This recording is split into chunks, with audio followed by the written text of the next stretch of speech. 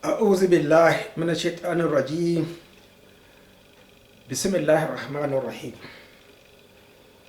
My brothers, I was going through this collection, my collections, and I came across this book.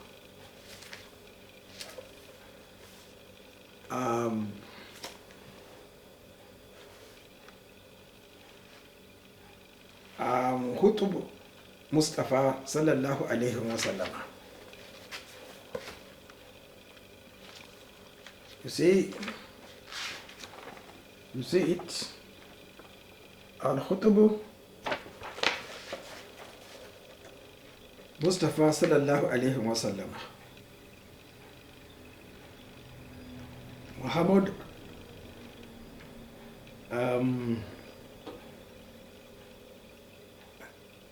is it Jalil or Halil Hutaib? He was the compiler.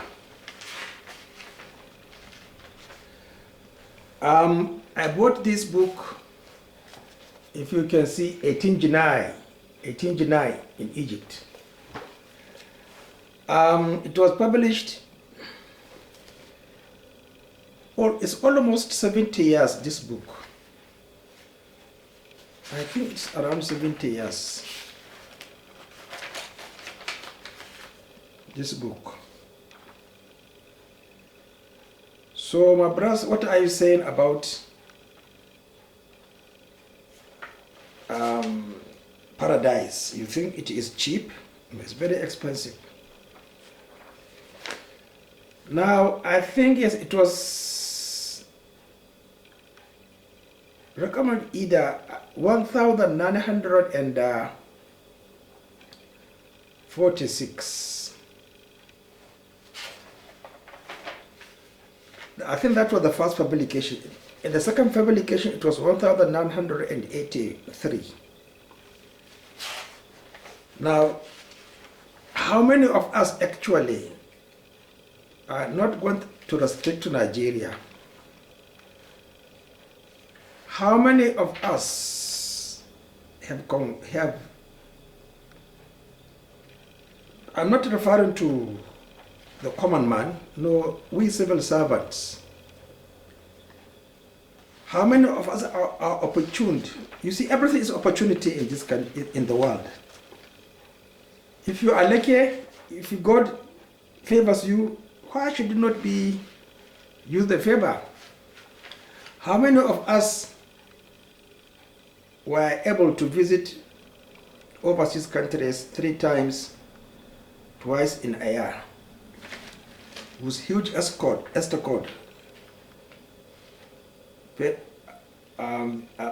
According to your position, I think my highest escort was it $400 or $450 a day. So what do you expect me to do? Or how do you expect Allah to be mercy on me on the day of judgment? As you will hear shortly from his khutbah. Yeah, this book was compiled by Muhammad wa Ahmed, Jum'ah 25th Rabi al-Thani, Sunnatun 1373 Hijrah.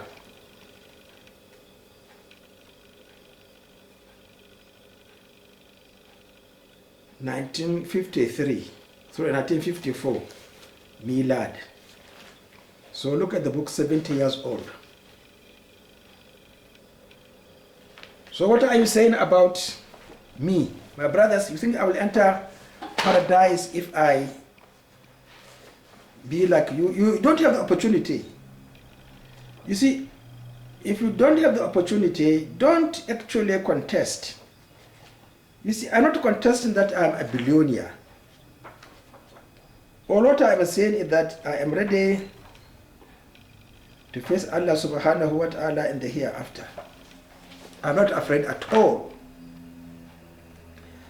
I know I will face him. He will ask me questions, and definitely I have to answer him. Now, what I'm trying to look for is the Khutba of Rasulullah sallallahu alayhi wa sallam. The first one,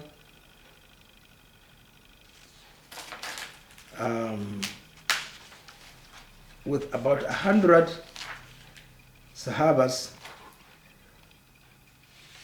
with only Abu Bakr as-Siddiq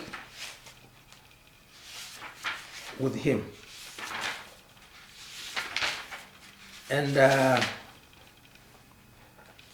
my brothers, as I said,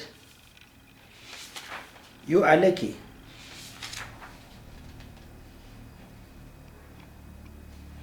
You don't have the, you will not be questioned by Allah subhanahu wa ta'ala. So the Khutbah, this book has 583 khutbahs of Rasulullah sallallahu, sorry, 573 khutbahs of Rasulullah sallallahu alaihi, this book.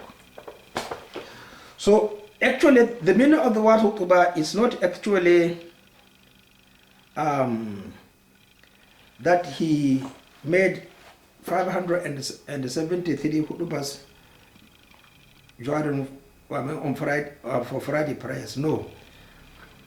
I don't think actually the total number of Fridays observed by Rasulullah sallallahu alaihi wasallam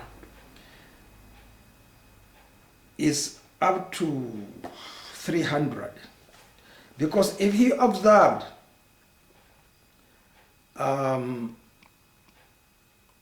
every Friday, that is 52 times 10, 520. And this is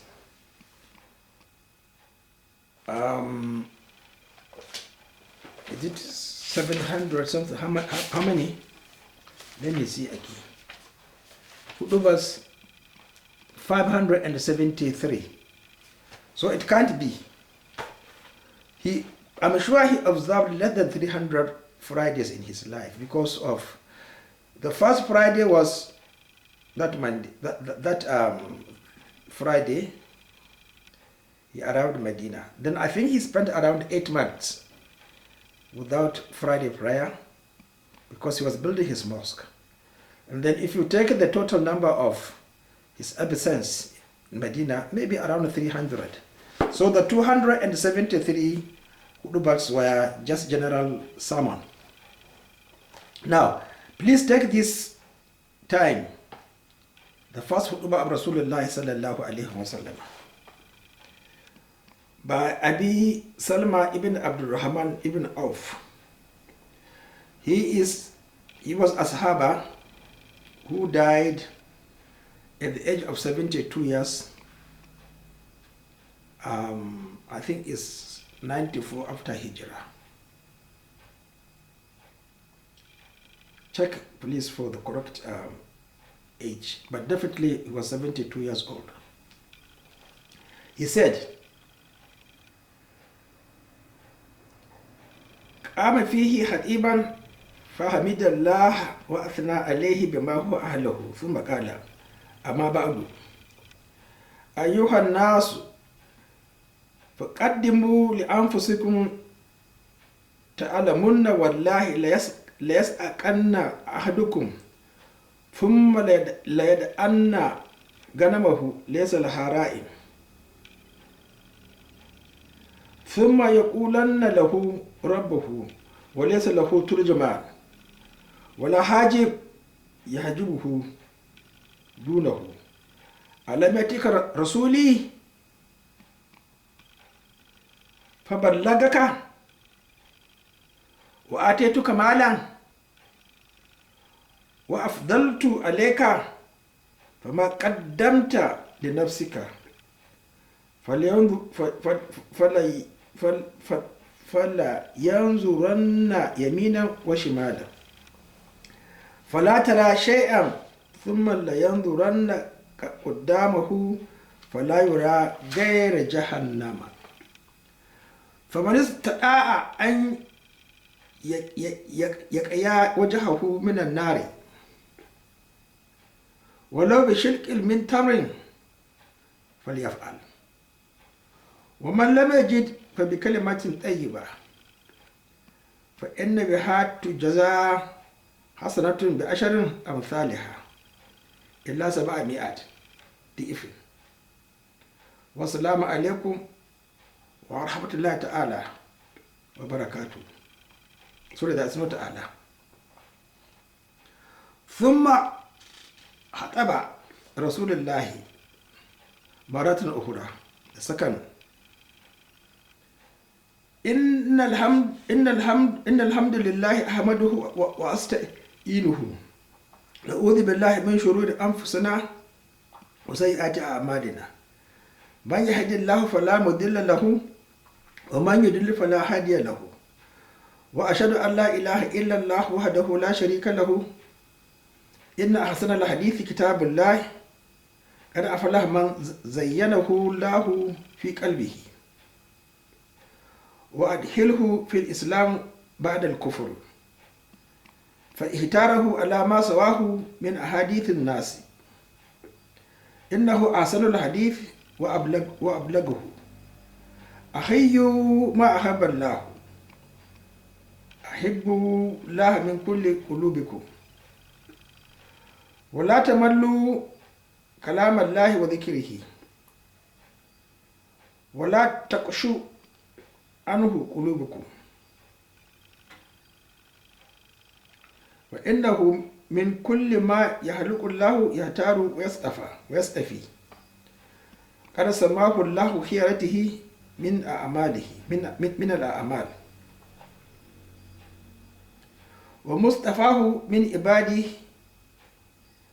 والصالح من الحديث ومن كل ما أوتي الناس من حلال وحرام فاعبدوا الله ولا تشركوا به شيئا واتقوه حق تقاته واصدقوا الله صالح ما تقولون بأفواهكم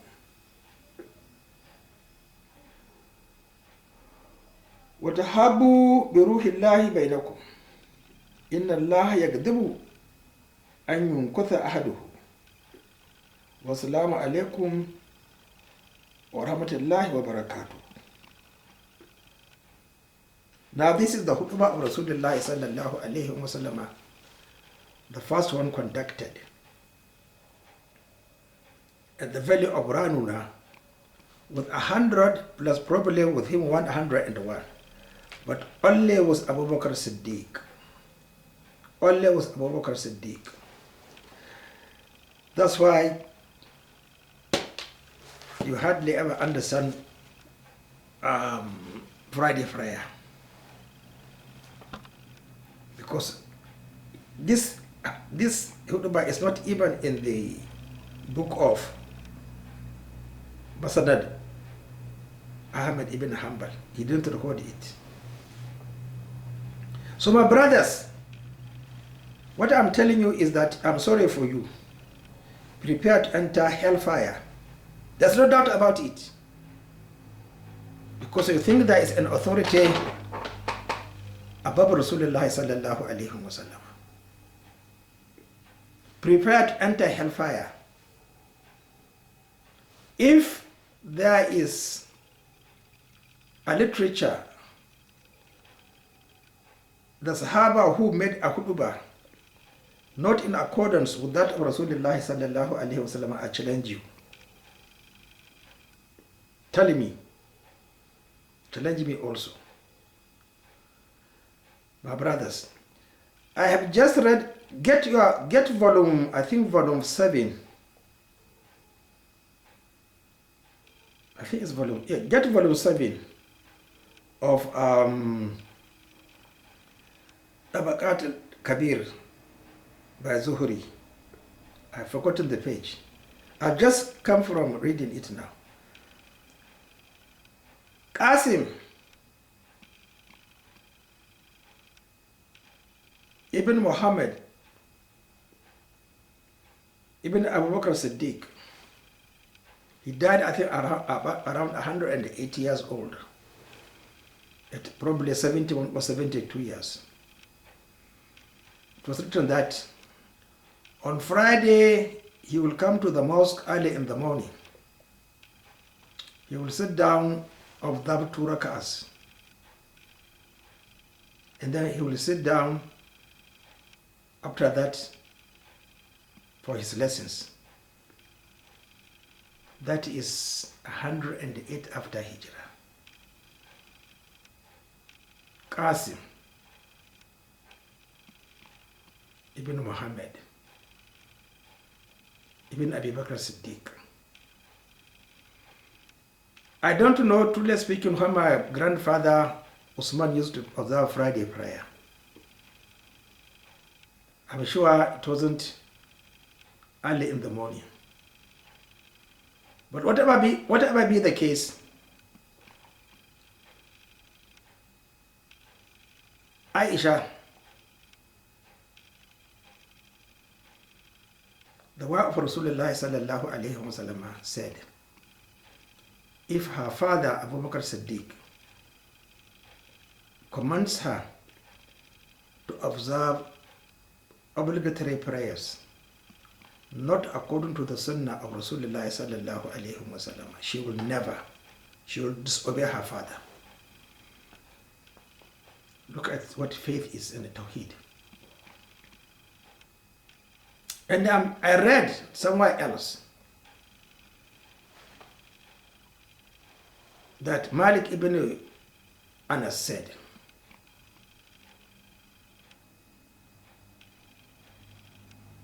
Al-Alim, the one who claims to be knowledgeable, cannot be ascribed as knowledgeable unless and until he performs fara'id, not from the fatwa of another believer. So assess me, my brothers, I pity you. Those who are saying that Muhammad has been cursed, the greatest curse